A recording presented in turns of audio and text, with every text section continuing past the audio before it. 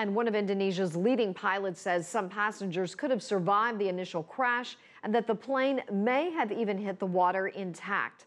A captain with the national carrier Garuda made the revelation in an exclusive interview with CCTV's James Chau. In his 35 years of experience, the pilot cannot understand why the distress signal did not trigger on impact. You've flown this Surabaya-Singapore route yourself.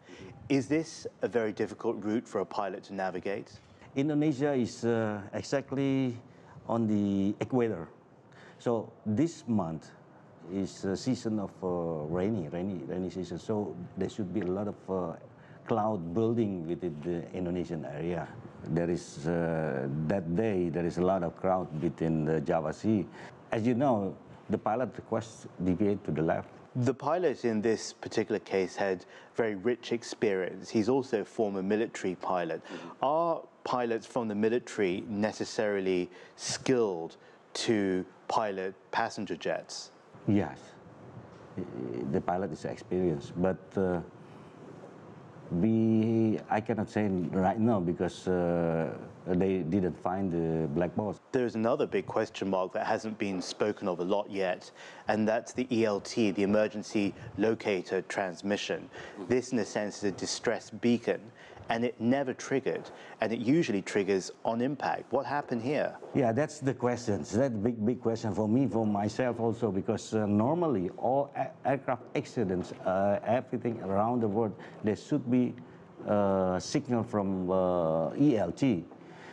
But this AirAsia not produce the ELT signal. But there's a missing link here.